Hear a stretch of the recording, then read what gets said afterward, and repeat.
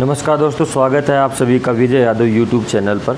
आज हम एक नई सीरीज़ शुरू करने जा रहे हैं। नई प्लेलिस्ट क्रिएट की है आप लोगों के लिए आपके चैनल पे, जिसका नाम है सीख जीवन की लेसन्स, लाइफ लेसन्स। इंग्लिश और हिंदी दोनों में इसका नाम रखेंगे। और इसमें है कि पहला वीडियो अपना कि भावुक लोग दुनिया से कैसे बचें। तो इसमें 5 पॉइंटों के अंतर्गत बात करेंगे। सबसे पहले कि भावुकता बुरी है अच्छी है, इस पर बात करेंगे। उसके बाद उपाय, तो जो उपाय होंगे वो मैंने नोट कर लिए 7 उपाय बताऊंगा अपनी जीवन से, अपनी लाइफ से जो मेरे को अनुभव हुआ है और सीख मिली है उस आधार पे आपको। इसके अलावा इस सीरीज़ में समय आने पर शास्त्रों का अध्ययन कर और शास्त्रोक्त बातें भी आप लोगों से शेयर की जाएंगी, बांटी जाएंगी कि तो वो बता दिया जाएगा कि ये मेरा अपना अनुभव है। और शास्त्र की जो बातें होंगी तो मैं बता दूंगा कि ये फला शास्त्र से है। शास्त्र की बात तो सत्य वचन होते हैं, वो हमें बिना मैं कहता हूँ कि हमें सीधा ही अपना लेना चाहिए शास्त्र में जो लिखा है वो तो। और मेरे जो अपने अनुभव है वो आपके अनुभव से अगर मैच खाते हैं तो आप उनको अपना सकते हैं। तो सबसे पहले कि देखो, भावुक होना, भावना बुरी है अथवा अच्छी है, भावुक होना बुरा है अथवा अच्छा है। तो भावुक होना कोई बुरी बात नहीं है, भावुक होना गलत नहीं है, बल्कि ये कहा जाए कि भावुकता की भी अपना एक महत्व होता है। जैसे कि भक्ति में भावुकता का अत्यंत महत्व है। आप यदि भावुकता के साथ, भाव के साथ भक्ति करते हैं तो वो उतनी ही अधिक फलित होती है। भगवान भाव को अत्यधिक महत्व देते हैं भक्ति में। पूजा पाठ विधि विधान में कोई कमी रह जाए, लेकिन अगर भावना शुद्ध है और सघन है तो इष्ट देव और शीघ्र ही प्रसन्न हो जाते हैं।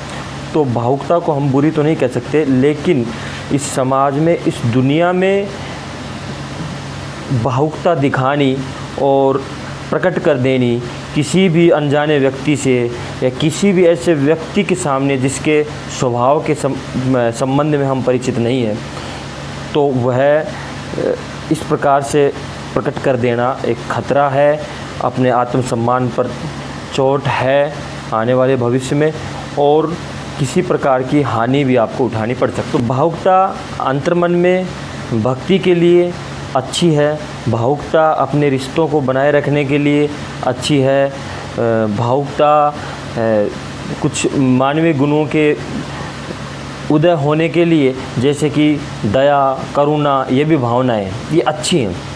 लेकिन भावुकता में अपनी बातें, ऐसी बातें दूसरे व्यक्ति के साथ बांट लेना जो कि फिर वह व्यक्ति उसका अनुचित लाभ उठा करके आपके आत्मसम्मान को किसी प्रकार से चोट पहुंचाए, तो वह गलत है।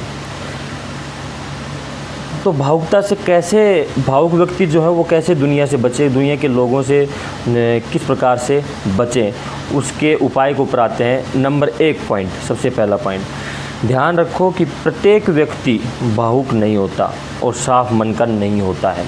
ये हमें बिल्कुल अच्छी तरह से ध्यान रखना चाहिए क्योंकि भावुक जो लोग होते हैं वो किसी से बात करने लग रहे हैं, बात करते करते और उनको ऐसा लगने लगता है कि सामने वाला तो बिल्कुल जैसे अपना ही है, बिल्कुल अपना ही व्यक्ति है, और वो बिल्कुल भावावेश में अपनी सब बातें उससे बांट देते हैं, साझा कर लेते हैं, अपनी मन की सब बातें साझा कर देते हैं, अपने सारी जो योजनाएं हैं वो उससे साझा कर देते हैं, किसी के संबंध में क्या सोचते हैं वो भी भावुकतावश उसको बता देते हैं। और फिर वह व्यक्ति जाकर के किसी उस व्यक्ति से जाके बता देता है कि फला व्यक्ति तेरे बारे में ये कह रहा था, या फिर समय आने पर जब कोई ऐसी परिस्थितियाँ बदलती हैं और उस व्यक्ति से किसी बात पे कहासुनी हो जाए या कुछ भी किसी प्रकार का मामला होता है, तो वो उस चीज़ को कहता है कि उस समय तो तुम ऐसा कह रहे थे। तो वो फिर उस व्यक्ति को, जो भावुक व्यक्ति है, उसको बड़ी चोट पहुंचती है और उसको बड़ा ही धक्का लगता है कि इसने देखो ऐसे कह के मेरा आत्मसम्मान चोट रहे, और ऐसे सोचता है कि काश मैंने ये बात उस समय से साझा नहीं की होती, मैंने इससे ऐसा नहीं कहा होता। तो ये ध्यान रखें कि प्रत्येक व्यक्ति भावुक नहीं होता, प्रत्येक व्यक्ति साफ मन का नहीं होता। इसलिए बिना कि दूसरे को अच्छी तरह से जांचे परखे, उसके साथ अपने मन की कोई बात साझा न करें। इस बात का विशेष ध्यान रखें। नंबर 2 पॉइंट, कम बोलो।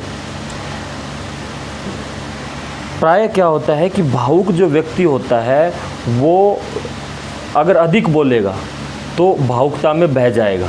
इसलिए यह प्रयास किया जाना चाहिए, भावुक व्यक्ति को ये प्रयास करना चाहिए कि वो कम बोले।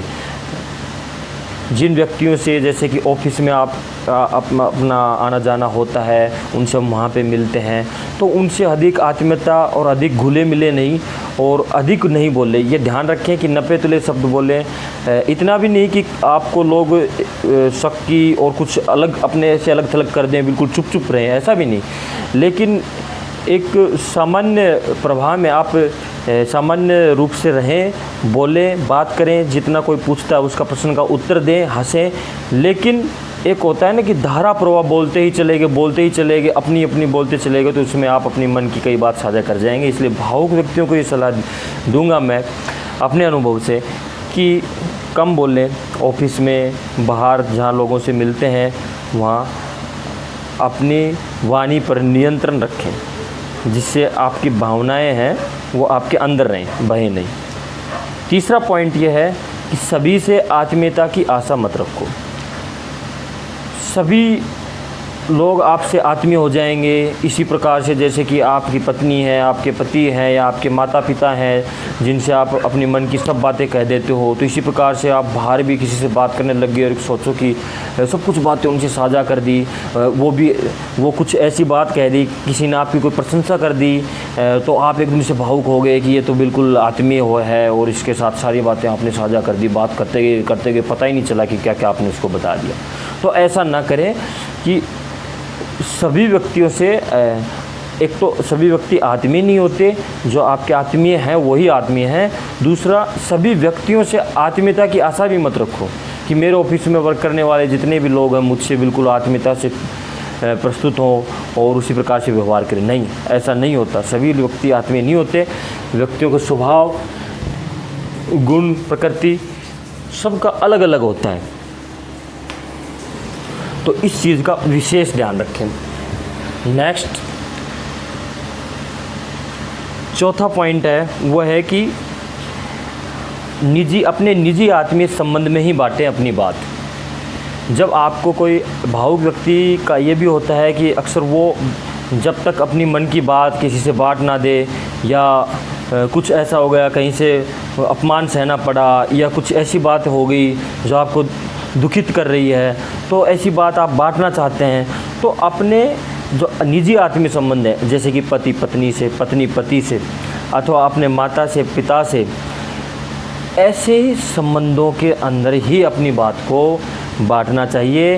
इसके अलावा अन्य किसी जगह पर अगर हम अपनी बात को साझा करेंगे तो अधिकतर स्थिति में, अधिकांशतया वहाँ पे हमें हानि उठानी पड़ेगी। नेक्स्ट जो पॉइंट है,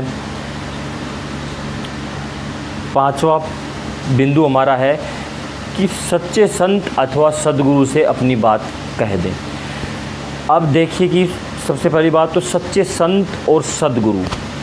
सच्चे संत और सद्गुरु आज के समय में एक प्रकार से दुर्लभ ही हो गए हैं, बहुत ही कम।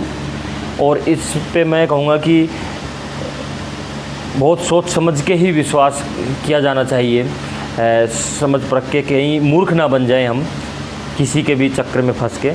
क्योंकि आजकल शास्त्र का ज्ञान हमें होता नहीं कि शास्त्र में क्या लिखा है, सामने वाला शास्त्रीय बात कह रहा है या अशास्त्रीय बात कह रहा है।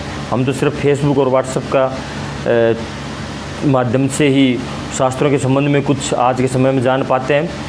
तो इतना समय और वो साधना नहीं रही है कि 25 वर्ष तक ब्रह्मचर्य का पालन किया जाए और तब जो समझ विकसित होती है शास्त्रों को समझने की, और तो ऐसी समझ विकसित करके हम शास्त्रों का अध्ययन करें तो हमें गुरु का या सच्चे संत का इसमें हम धोखा खा सकते हैं बहुत शीघ्र, और लोगों ने खाया भी है और खाते भी हैं आजकल। फिर भी मैं कहूँगा कि ऐसा नहीं है कि सच्चे संत अथवा सद्गुरु दुर्लभ तो हैं, लेकिन ऐसा नहीं है कि लुप्त तो हो गए हैं बिल्कुल ही, नहीं हैं, दुर्लभ हैं लेकिन उपलब्ध भी हैं। उनसे अपनी मन की बात आप साझा करें। आपने जैसे कि प्राचीन समय में करते थे, कुछ भी किसी प्रकार का दुख या संकट जीवन में आता था तो वो जाते थे संत के पास और उससे अपनी समस्या को बांटते थे, साझा करते थे, तो संत उनको एक मार्गदर्शन देते थे, उचित मार्गदर्शन देते थे। ऐसी व्यवस्था थी।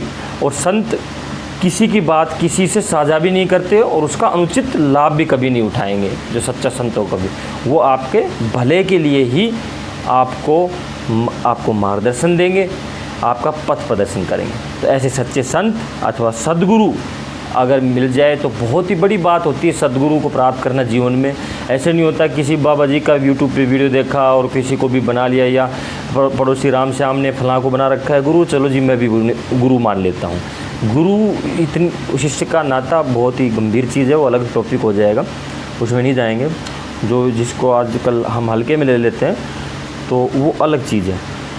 मैं बताना चाहूँगा कि रूपेश्वरानंद संत हैं, मैं जिन्हें जानता हूँ कि संत रूपेश्वरानंद जी हैं, हिमालय के संत, और उनका यूट्यूब चैनल भी है। मेरे आप वीडियो देखोगे तो उसमें मिल भी जाएगा, उन पर एक स्पेशल वीडियो मैंने बना रखा है। वो मेरी दृष्टि से सच्चे संत हैं, शास्त्रीय सम्मत बातें बतलाते हैं, और जो उन्होंने पथ प्रदर्शन किया उससे अनेक सैकड़ों साधकों को लाभ हुआ और मुझे भी लाभ हुआ। नेक्स्ट पॉइंट पर आते हैं कि दूर वाले अपने किसी से अपनी बात बांटो। आपको बात जैसे बांटनी है आपके पास में, अब जी ऐसा है जी पति से भी नहीं कह सकती या पत्नी से भी नहीं ये बात हम साझा कर सकते, और पड़ोसी से तो कर ही नहीं सकते, नहीं जी वो तो बिल्कुल अनुचित लाभ उठाने के लिए तैयार ही बैठा है और ऐसा है भी नहीं, तो किससे बात अपनी साझा करें अपने मन की। तो भावुक व्यक्ति अपनी बात किससे साझा करें, और भावुक नहीं, मैं कहता हूं कि अन्य व्यक्ति भी, कई बार बहुत सी ऐसी परिस्थितियाँ आती हैं कि जीवन में ऐसी कष्ट या दुख इस प्रकार की उलझनें आ जाती हैं कि हम अपने मन की बात किसी से साझा करते हैं तो हम हल्का महसूस करते हैं, और हमें अगर व्यक्ति सामने वाला अच्छा है तो मार्गदर्शन भी उचित मिल जाता है। तो ऐसी स्थिति में आपको जब बांटना ही है और कोई ऐसा नहीं है निजी संबंध में भी, तो आपका कोई दोस्त, कॉलेज टाइम का दोस्त या आपका स्कूल टाइम का दोस्त जो आपसे दूर रहता है, आपके पास नहीं रहता, आपके पड़ोस में नहीं रहता, आपके जहाँ आप नौकरी करते हो ऑफिस में वहाँ नहीं रहता, वो दूर रहता है, दूर किसी शहर में नौकरी करता है, जिससे आपका मिलना कभी कभार साल 2 साल में होता हो, तो और वो आपका दोस्त है और अच्छा है स्कूल टाइम का, कॉलेज टाइम का, तो उससे आप अपनी बात साझा कर सकते हैं। क्यों? क्योंकि वो आपका अनुचित लाभ, एक तो आप अच्छा है आपका दोस्त, मैंने कहा, तो तभी शेयर करोगे, दूसरी वो आपका अनुचित लाभ नहीं उठा पाएगा क्योंकि वो आपसे दूर है। जब प्राय ऐसी परिस्थितियाँ तब बनती है जब वो हमारे पास रहते हों, जिससे हमने बात साझा की है, और जब कोई बात आती है तो कई बार वो अनुचित लाभ न भी उठाना चाहे, तब भी अगर वो किसी प्रकार से कोई बात कहता है तो हमें ऐसा प्रतीत होता है कि मैंने इसको उस दिन ये बात साझा की थी तो इसलिए ऐसा कह रहा था, ऐसा भी हो जाता है। तो जो दूर रहे वो किसी प्रकार से आपको प्रभावित नहीं करेगा, तो उससे आप अपनी बात साझा कर सकते हैं।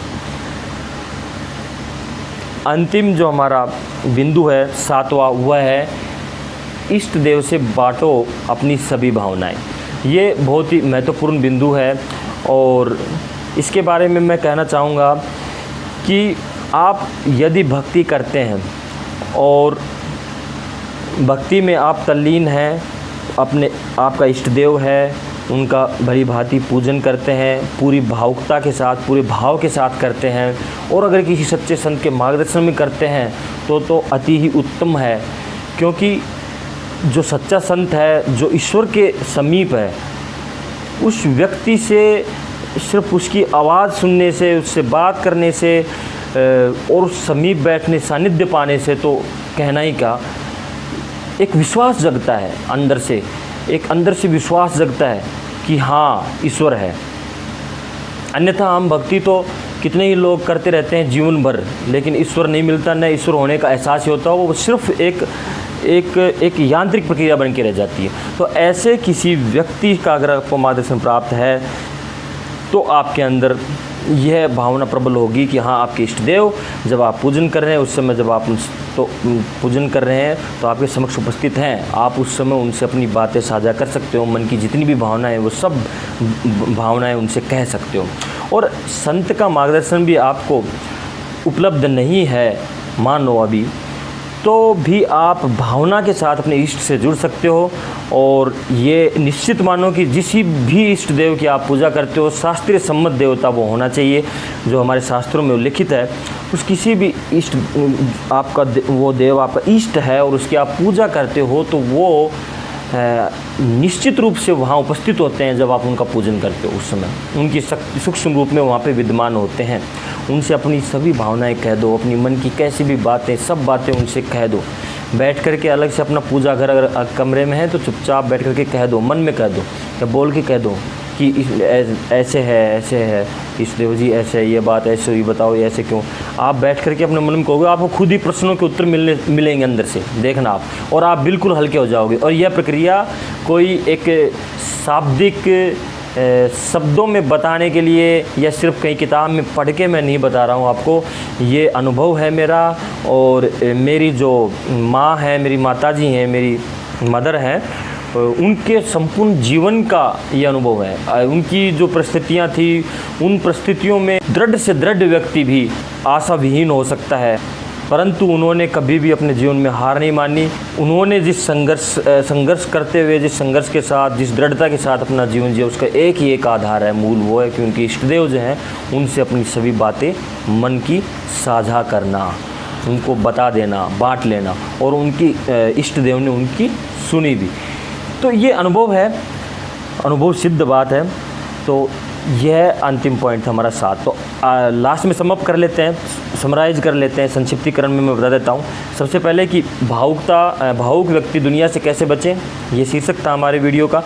भावुकता बुरी है अथवा अच्छी? नहीं, बुरी नहीं है, गलत नहीं है, अच्छी है। भक्ति में हो तो बहुत अच्छी है, बाहर दुनिया में बच के रहो थोड़ा। इसके 7 पॉइंट थे कि भावुक व्यक्ति दुनिया के लोगों से कैसे बचे। पहला, यह ध्यान रखो कि प्रत्येक व्यक्ति भावुक नहीं होता और प्रत्येक व्यक्ति साफ मन का नहीं होता जिससे आप अपनी बात साझा कर रहे हो। दूसरा, सभी से आत्मीयता की आशा मत रखो कि सभी आपसे उतनी आत्मीयता से प्रस्तुत होंगे आपके सामने जिस आत्मीयता से आप लोगों से व्यवहार करते हैं। तीसरा, कम बोलो। चौथा, निजी आत्मीय संबंध में ही बांटो अपनी बात। पाँचवा, सच्चे संत अथवा सदगुरु से बांटो अपने मन की भावनाएं और बात। और छठा, दूर वाला कोई किसी अपने से व्यक्ति, दोस्त से, अच्छे से बांटो अपनी बात। और अंतिम 7वां, अपने इष्ट देव से बांटो अपनी सारी बातें और भावनाएं।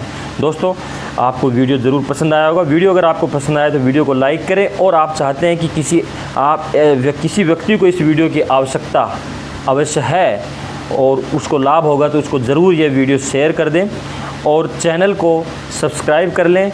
आपको अगर पसंद आता है तो कमेंट करें कि लाइफ लेसन्स की ये जो सीरीज़ है इसको हम आगे भी फिर बढ़ाएंगे। अगर आपके पॉजिटिव कमेंट्स आते हैं तो कमेंट करना बिल्कुल ना भूलें। कमेंट करके बताएं कि क्या लाइफ लेसन्स, जीवन की सीख इस